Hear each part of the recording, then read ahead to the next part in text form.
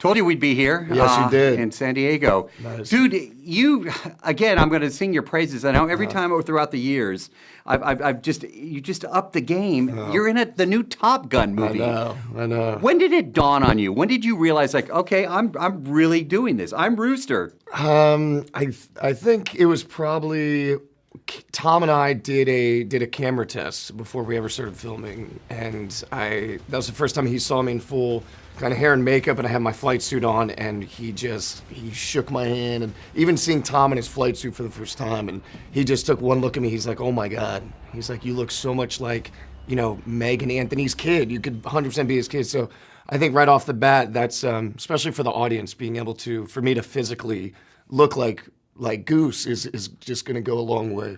Miles, there were some scenes, honestly, where I saw you, again, I've known you for a while, and I saw, like, you really resembled Goose. For sure. And that's amazing. That's great. And you don't have to act that, so that's just working for you before you even open your mouth, that's working for you. Let's talk about the physicality of this, because it seems like not just the push-up scenes, Sure. but, I thought we were here to talk about push-ups. Well, let's talk about push-ups, because did you really do 200? No. Next question. But how do you, the flying, and I've read stories, online, interviews that you've done, you talked about, getting into some of these planes. It was intense.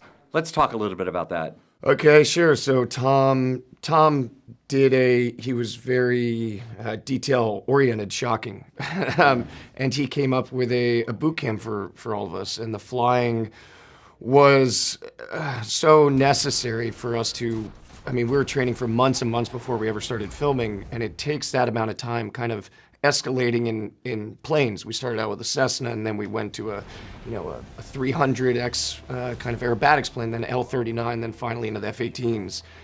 And just for reference, one of the actors in this, Glenn, he was able to get his pilot's license like 2 or 3 weeks after filming, because we have almost all of the hours, and it's just kind of a couple other bells and whistles that they had to do, but really intense. I get scared, well, not scared, but nervous when there's turbulence on a 737. Turbulence isn't what you need to worry about. Take off and landing. But you're really feeling it. All right, costumes. Again, you talked about the flight suit when you were... Best wardrobe ever. It's basically like pajamas. Really? All I do to underwear, zip it up, good. Did you get to keep anything like a prop or anything? Because this is I kept an F-14. Yeah, you didn't. No, I didn't. But I did I kept my flight suit, and I stole my helmet. I don't think they were giving that to me. Well, and I was like, I'm sure, I don't think he's going to tell me this, but They're not getting it back now. Me. All right, where does this rank? And we don't have to, you've done incredible projects and things before, but what makes this special to be now in this particular film versus what you've done in the past? I think what makes this one special, working with Tom is something that I hope every actor, writer, producer gets to experience, because he's just, there's nobody like him. And I think when you feel that your work is done, when you work with Tom, you realize, oh no, that might be just the beginning. But I think it's special just feeling like you're contributing to something that the fan base is so excited about, and knowing that you did everything you could to kind of deliver an experience for them. That feels good. At the end of the day, it's an entertainment business, so this movie is for the fans.